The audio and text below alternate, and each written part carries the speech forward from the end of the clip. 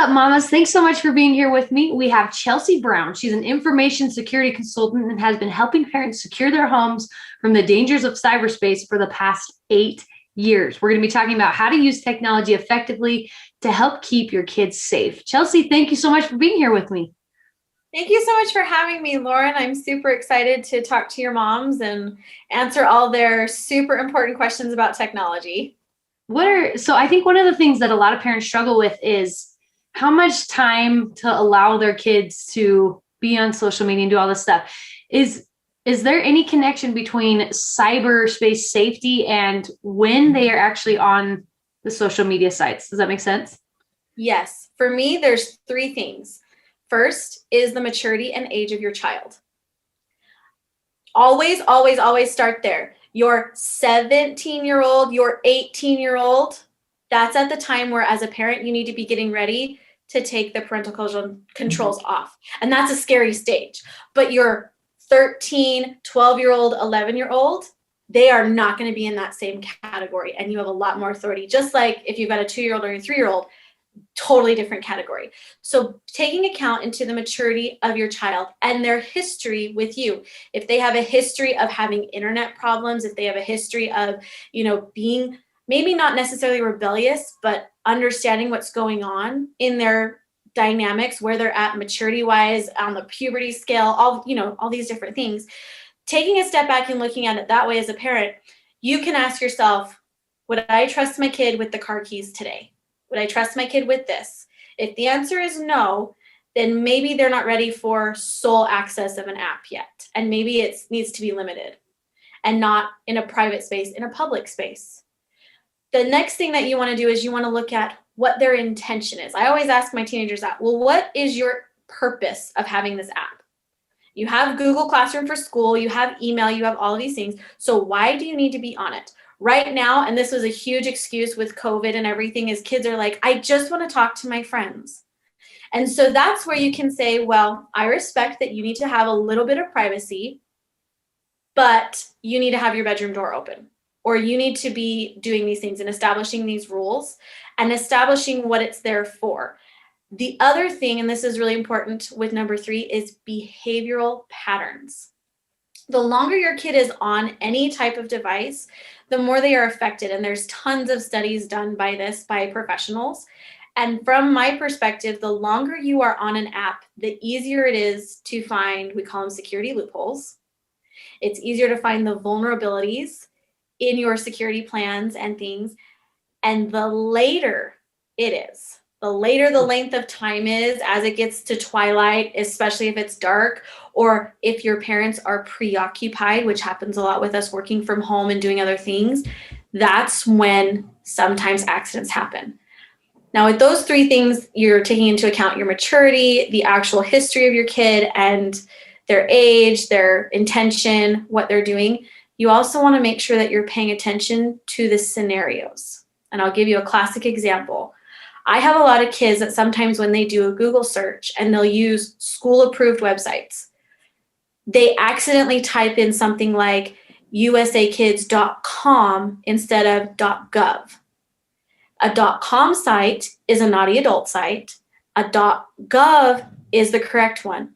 So when you're finding things on your kids' sites, take a step back and have your mommy panic moment, and then go through it and be like, what was my kid typing? If they're searching for something like swimsuits, it can pop up. If they're searching for, some girls want to look for new bras, some guys are looking for jumpers, or I had a kid once, he Googled baby chicks and a lot of stuff came up.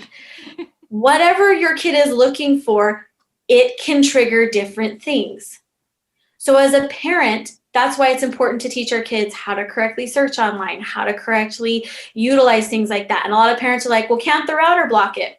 Routers don't block emojis.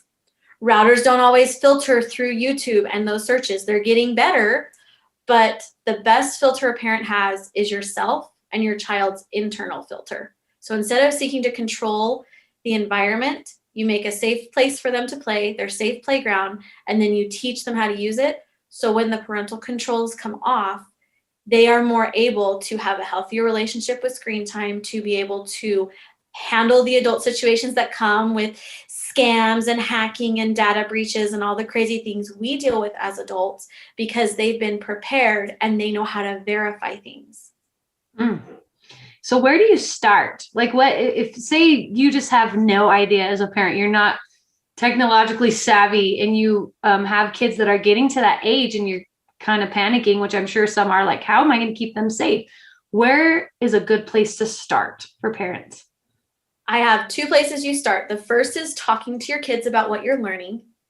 And the second is you start with the stuff in your home. Don't go buy new things. Don't go out and get stuff. Start with what's in your home. So if you have a Kindle or an iPad, or if your kids have been issued Google Chromes, that is where you start, just that particular device. Because you can start with that device and work backwards to your router. You can start there and work towards, maybe they want a new iPhone, or they want a new Android phone, or they've dreamed of this new gaming console. You start with what's in your home, and then you say, well, before we bring this in, we want to do this. And a great place to start is creating a family tech plan, having a meeting with your kids and asking them, what's appropriate online? What's not appropriate online? What are good things we do with technology? What are bad things we do with technology? What's excessive screen time to you guys, and what's excessive screen time to mom? Establishing that, and it's not a dictatorship, it's just literally answering questions. As a parent, that can give you a great starting point of figuring out where you're going to struggle, what your boundaries are going to be, what you need to learn about, because maybe there's things that you don't know about that your kids bring up, and then understanding the devices in your home. Those steps really establish everything. And we go over this a lot on my website in our tech plan and stuff, just because it's there for you to walk through these things, because this is a step-by-step process. And no matter where you're at with your kids, this is where you start. What's in your home, what you already know, and then establishing those rules and getting that feedback from your kids, so you as the parent can say, okay, this is appropriate. Because limiting it to saying, well, you only get 3 hours of screen time right now when they're doing online virtual school, or they still can't go and have meetings with their friends. I mean, we're just starting to get back into those kinds of phases. Lots of kids struggle with that. And so limiting their screen time is more about their attitude and what you as a parent feel is appropriate per child. Don't just do it for the family, do it per child basis. We label our kids in my house. We have the baby phase, which is 0 to about 5. And then we call it the elementary school phase. We call it the tween phase. My teenagers love this. Once they hit about 15, 16, depending on how responsible they are, they're mini adults. And so the mini adults get to do things that the teenagers don't get to do, and the teenagers get to do stuff that the elementary schoolers don't get to do.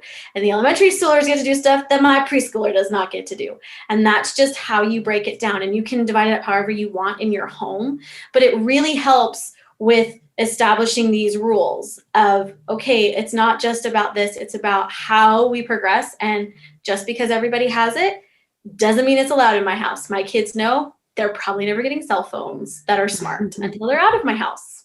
Right. And that's all right. And very smart, if you ask me. That Chelsea Brown, information security consultant, and she's been helping parents secure their homes from the dangers of cyberspace for the past 8 years. Chelsea, thank you so much for taking the time with me today. Oh, thank you so much for having me, Lauren. And if you guys have any questions, you can reach out to me on our website, digitalmomtalks.com. I've got tons of stuff there. There's not how-tos, because I don't post stuff that changes in 10 seconds. Smart. All right. Awesome. Thank you so much, Chelsea.